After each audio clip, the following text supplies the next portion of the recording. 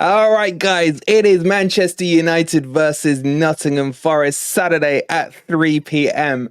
And look who I found to talk about a YouTube legend himself. Flex, how are you doing, bro? It's so good to sit here and have a chat with you.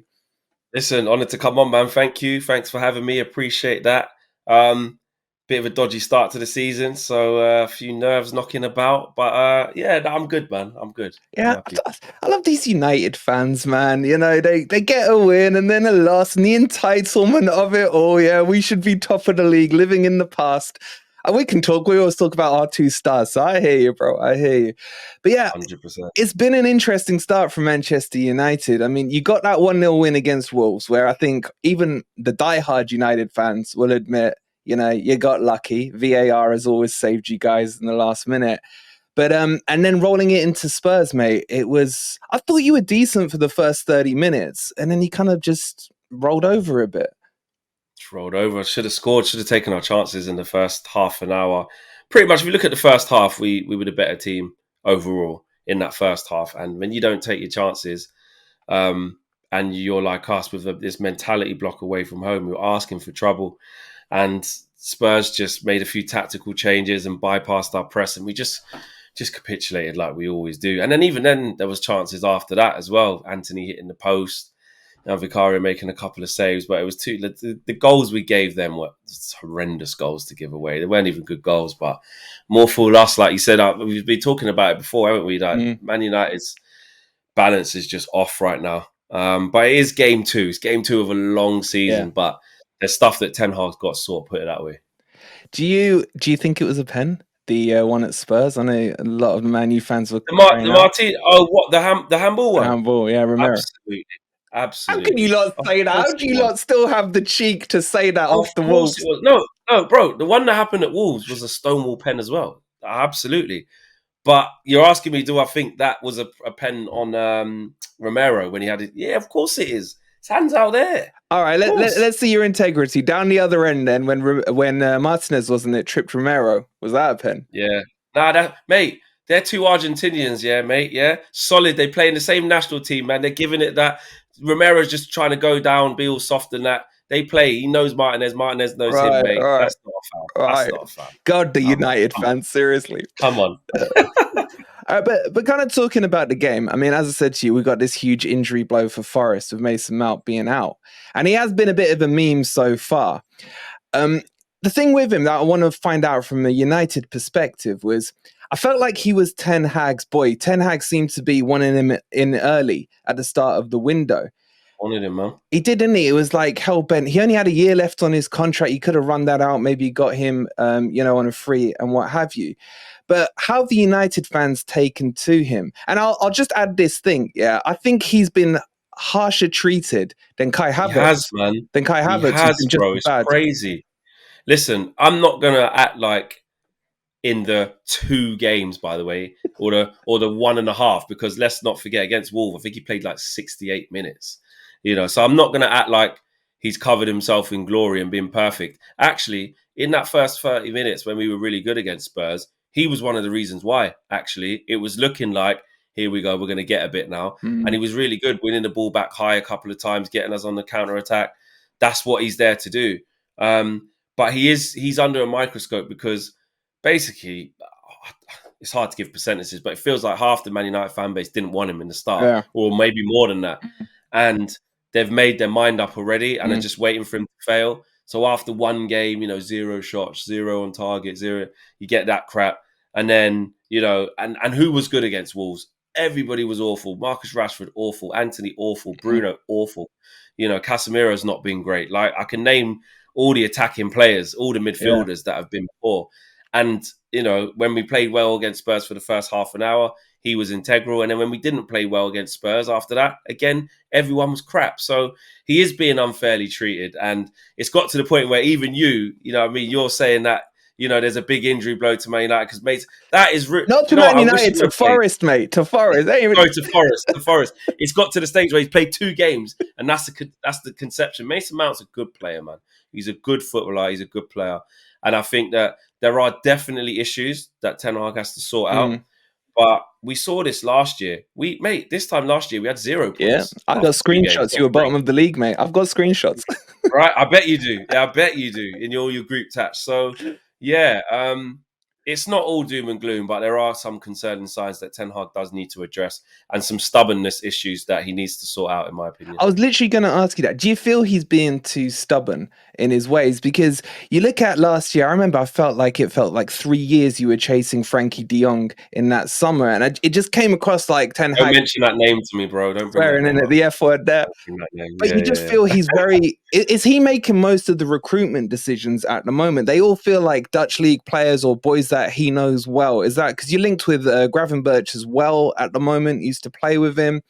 Is it more he's in charge? Is he doing a bit of a Fergie here and a Cloughie going kind of old school days? Is that what the setup is at the moment? Yeah, I think it's fair to say that, because, and one thing is that we were quite happy that was happening, because we wanted a manager to come in with a proper philosophy, who knows how to build, which that is Ten Hag, the Ajax way.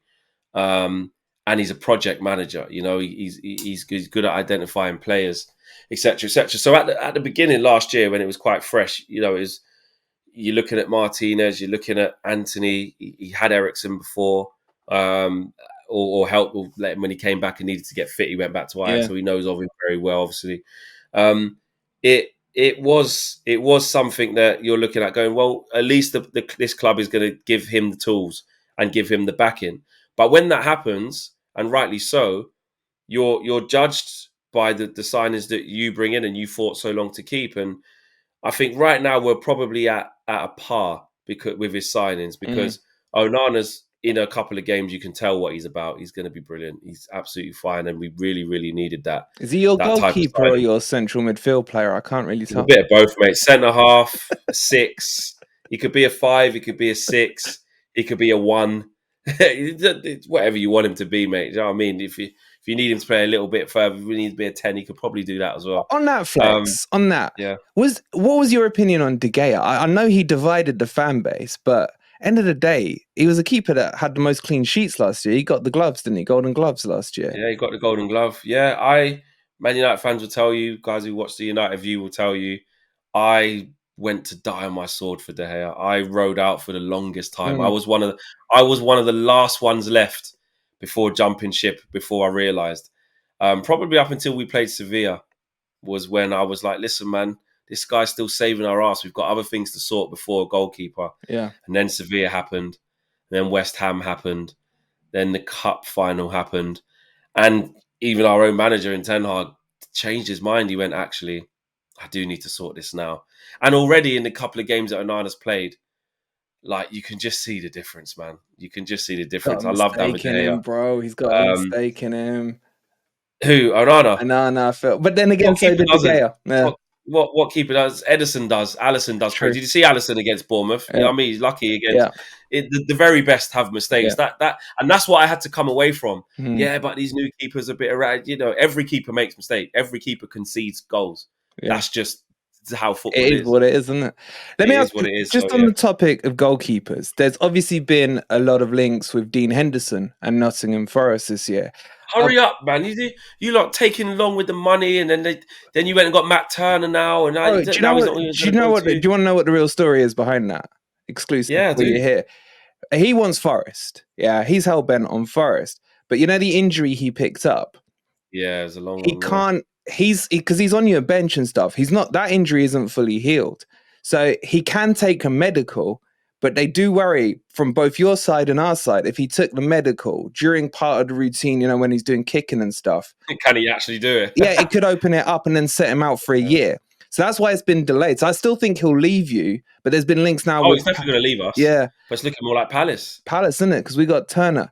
But I just want, on Henderson, and I'm sure the Forest fans are interested in this one. Did you see the TalkSport interview he did at the start of last year? Yeah. How did the United fan base react to that? Because we loved it, but what was it like from the other side? Yeah, you can imagine from inside the Man United side, it didn't go down well initially. And some people still, if you ask KG, he wants him to concede 5 every game. Wanted him relegated. He wanted him relegated last year because of that. Hey KG, I'll come for you, mate. Yeah, exactly. Richmond FC, bro. all 'cause of Dean Henderson. He holds grudges. When I first saw it, I thought the way he did it, I thought was a little bit too strong. Mm, But the more I kept, thinking about it, I was like, it ain't really that deep. Like, to be a goalkeeper and to be one at Man United as well, or have aspirations to be, you have to have a bit about you. You yeah, have to believe in your ability. And to be fair, there's a lot we don't see that we're not privy to that happens behind the scenes with players. As fans, yeah. we're reactionary. As fans, we're emotional. We want every club, every player to just abide by what the club does and give their all. But unfortunately, there are things that happen behind the scenes. And actually, you know what? When I deep it, he's probably a victim of being fed a lot of crap, because Ollie said, I remember Ollie was in press conferences saying, he's on course to be Man United's number one, future England number one. David De Gea went away for the birth of his child, and then Dean Yeah. Henderson was then number one, did really well. It was because he got Quite well. COVID, wasn't it? Because he was going to Then he got start and then he got COVID, COVID, yeah. and then David De Gea got it back again. And then the back end of that season, actually, Dean Henderson was the main keeper, with David De Gea being the cup keeper. But actually, we went all the way to the Europa League final. So the more meaningful games in that period Yeah. were the Europa League games. So, and then following season, it was just David De Gea number one again. Yeah. Dean Henderson couldn't get a look in. So I get it. And I just think the way he said, I didn't even want Ten Hag to see me because I knew he would have kept me. Love that. That's like, Love mate, that. you ain't that. Yeah, you ain't that good. Yeah. Like, I still think De Gea was. They got to a stage where we were like, you know what? Probably better off Dean Henderson. There's not really much between them. But I still think there's a few bits in Dean Henderson's game that he needs to work on. But he is a decent keeper, man. He is. Because it was interesting talking to my United mates when he came last year. They all said to me, De Gea's the better goalkeeper, but Hendo's the better distributor of the ball. And we literally saw the opposite at Forest. And he's braver as well. Henderson will come for more. Yeah, but in terms of getting his angles right and shot stopping, De Gea is still better. Yeah. Okay. I still think he's better than now in that department. The other player we've nicked off you that's got the Forest fan base quite excited is your mate Elanga. And we've seen him in kind of, little bursts against Arsenal and Sheffield United. But what can the Forest fans expect for him looking forward to the rest of the season? Well, I know that he's really happy to be there. I know that he's really happy to find the next step of his career, find somewhere where he can call home and kick on, to the next level for him, and play more consistently. I know he's been on the bench first couple, but I'm expecting him to force his way into that starting side. I'd like to see him do it. What can they expect? Well, you're going to get a proper honest player, man. He's going to work hard. He's got great pace, as you saw coming off the bench against Arsenal. Lightning. Roasting Saka and Ben White, and I think Declan Rice was running with a parachute on his way back as well, I think, if I'm not mistaken. And he's got a bit about him, man. I just think he struggled because he burst onto the scene in a really bad Man United season. And then when those players that he replaced kind of got their act together and the team went in a new way, there was always going to be a natural kind of progression on from Anthony. But he's a good player. He's a Swedish international, man. He plays international football. You know what I mean? He scores goals for Sweden as well. He's involved. And I think you're getting a really good player. I think you're getting the perfect player for where you're at. And if Steve Cooper can unleash him and get him in that first team as well, I think he'll be a really good player for you, man. And do you know him on a personal level? In terms of his personality, is it one that's quite endearing and the rest of the boys at the club will... Sure, he's got the right attitude, man. I don't know if you guys have seen clips from United View, but I've had a lot of catch-ups with him off camera, on camera, and he's always a lot of fun. He's a good guy to have around the changing room and in your squad. He's confident. You know what I mean? He's always dancing and happy and smiling. He's a big believer in God. And I'm not saying that means anything. But it grounds I'm not saying him, everyone needs doesn't to it? be religious. But I'm just talking about him on a personal. His belief in God is huge. And he's a very humble, good kid, good manners. On a personality trait, I think he's perfect. And you don't, last season for Man United, he played in some big games at early doors. And even in the season he came through, when he scored his first goal for Man United, I spoke to him after that, and he was so happy. He was away at Atletico Madrid in the Champions League against Jan Oblak. It doesn't come a lot bigger than that for a young kid who's come through the academy at Man United in his breakthrough season. Played in a lot of big games, for Man United in that season. So, you're getting a really good, honest, up and coming character, man. So what Player you're who's been, saying, and we'll hold you to this, is he's better yes. than Jesse Lingard, yeah? And you know what? If you could have got the Jesse Lingard that's from West Ham, that could have been all right. Bro, But I knew as soon as Jesse came, to a team that probably was going to be fighting relegation, not sure how much of the ball they're going to have. He's on a year's deal as well. And yeah. then when you're down in the mud, in the trenches, trying to fight for points to stay in the league, and you're looking across the change room and you're going, well, you're only here for a year. You're on big money. Mm, I didn't think that was going to work. yeah. I didn't think it was going to work, to be fair. So he will have a better stay at Forest than Jesse did, for sure. Good.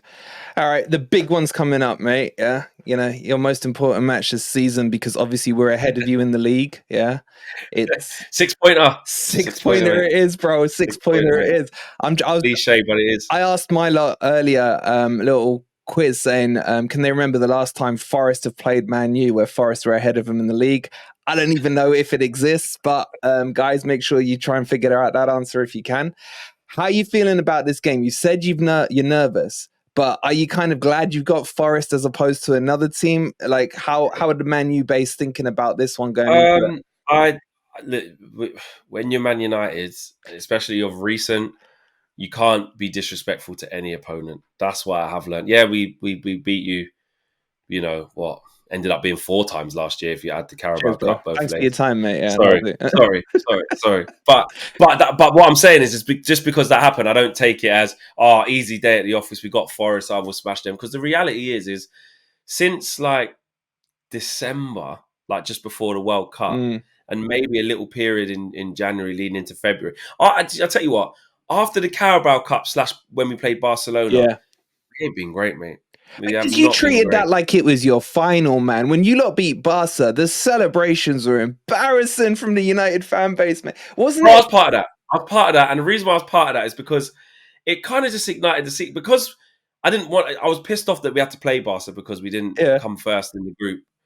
But then just to get that scalp, it just felt we went to the Nou Camp, played really well. It was like a Champions League tie. So potentially we were gassing ourselves, thinking we were playing in the Champions League quarter-final, and it was just a Europa League playoff to get through to the quarter-finals. I get it, because then we beat Betis and then went out to Sevilla. So you know what I mean? It wasn't something to get gassed about. But so since then we haven't been playing very well. We kind of stumbled over the line for top 4. Obviously, the cup final didn't go our way as well. We let ourselves down in that. And then look how we've started this year. So I'm nervous in terms of I just don't know how we're going to play, bro. I don't know what to expect from Man United. Do I think we're going to win the game? I think, narrowly, maybe narrowly. But I know you were saying that you've got injuries and, you know, it's not, we shouldn't be maybe be that worried. But I said to you before, bro, like, I think if Steve Cooper goes for it, because when I watched you against Arsenal, I was like, when he brought on Elanga and Aurier, I was like, come on, man, he should have done that early. He either should have done it earlier or done it from the start, at least. Yeah. And I look at it now as Man United are not as good as Arsenal right now, and we're quite fragile. And if he goes Elanga on the left, who's coming back home, knows all about playing at Old Trafford, he ain't going to be phased by playing there. So that's a plus for you. He's going to feel very comfortable, knows exactly what it's like to play in front of 75,000 people. If you play Brennan Johnson on the right, if you play Aurier up front and Gibbs White just behind, in transitions, it's going to give us something to think about rather than just parking the bus 5 at the back. And still there is something to think about on the break. You know, I get it. Aurier is a battering ram, man. He's a handful. And Brennan Johnson's pace is electric. So there is still something there, but I just think if Steve Cooper goes a bit more positive, it could cause us trouble. Yeah, that's interesting. It's interesting. I don't think he will. I would love him to. Yeah. But I think he'll show you guys more respect than I show United. I'll tell you that one. Yeah, I bet. So what are you thinking scoreline wise then, Flex? How are you reading this one? Because when we did the Arsenal game, all the AFTV boys were, well, to be fair, Turkish was like 3-1. You know, it's a little more. I don't know if it's just to my face or what have you. Yeah, and then they were shitting it near the last 8 minutes of that game, last 10 minutes, whatever it was. They were literally time wasting. They were time wasting, bro. Embarrassing. Yeah. I think we'll win, but I don't think it'll be a great performance. I think it'll be narrow, maybe 1-0. I can't see us blowing you out of the water. We don't do that recently. I'd love us to, and I'd love to be proved wrong on that, by the way. But yeah, I just just think it'll be a typical Man United performance. Just do all right, nick it. Bro, you are down in the dumps, bro. I'm not gonna lie, I'm reveling in it, but hopefully, you like this come 5 o'clock on Saturday. But don't get twisted. It can open up if you I know. play as badly as maybe you can. It could be 3-0. Oh You know yeah, what I mean? It can. yeah. I know. It was a couple of times last year, bro, we're but holding 10 to you last season. I know what can happen. Yeah. but I hear you. I have to be honest of how I feel in this moment, and I'm not saying like, oh, we're down in the dumps. I don't think we're going to beat Nottingham Forest at home, but got to give Forest respect, man. Like you see what they've done against Arsenal. They hung on in there. Arsenal were in control for large parts, but that's my point. Yeah, we can be in control for large parts, but if you get it right on the counter, you can cause problems, man. Yeah. Let me ask you this: where are United finishing this year? Well, it's a top 5 this year. Yeah, for Champions League, so that helps. But then again, it doesn't really, because it's like with Newcastle being good now, it's like a top 7. They are recruiting well as well, mate. So, yeah, exactly. So it used to be 6 into 4, the top 6 into 4, and now it's like the top 7 into 5. But really, you got to include Brighton in there as well. Maybe Villa late push. Villa, teams knocking about. Where Man United finish? I ain't got a clue, Wolfie, mate. I ain't got. It's weird that, like, you look at Man United and we've made 3 signings, but you look at us and you're like, but are Man United loads better than with them signings? I don't know. Are we? I don't know. Didn't have a great pre-season as well. You say that. I saw you celebrating, you and KG, after the Arsenal game. But Arsenal's different, bro. No, that was different. Only because, I don't know if you saw the stuff we did before. They were running their mouth. They were. Oh, we're better prepared. We got all our signings in. 3-1, 3-0. They're taking us for some joke team. So we beat them twice in a day. I know it's pre-season, but hold that. That's typical Arsenal. Do you know what I mean? I know it's going to be a different story when we go Emirates next week, mate. But I'm just saying, in that moment, they didn't give us any respect. I didn't like it. That's so you and KG gave it back to him. I saw that. Then we didn't win a game after that. But don't put the question. Where are you finishing? Fourth. My God, if I could feel this down in the dumps like you, and predict 4th for Forest, man, I'd be doing cartwheels. Bring back the glory days, man. Bring back the Clough era. Man. All right. Well, you heard it here from Flex. Man United to finish 4th. I'll say it. Where do you think Forest will finish, mate? I think you stay up for starters. Yeah. That's for starters. 14th. 14th. Okay. Yeah. I'll say 14th, 15th. As long as you're placed below us, I'll be really happy with that. That ain't happening. That is not happening. But no, Elanga's my guy, and I wish him all the best. So now he's there.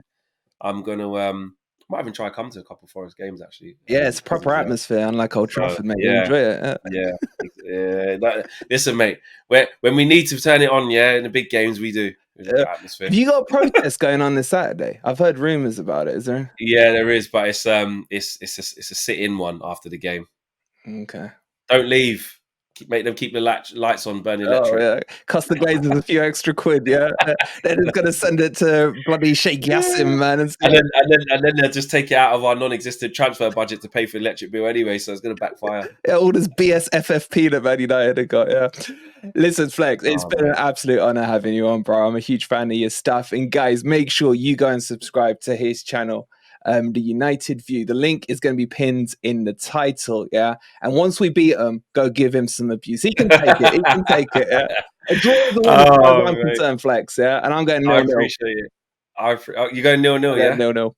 Yeah, 0-0. I appreciate it, man. Fest. Thank you. Thanks for having me, Thank you so much for coming on, Flex. And guys, make sure you like and subscribe, and we'll see you on the next video. You Reds.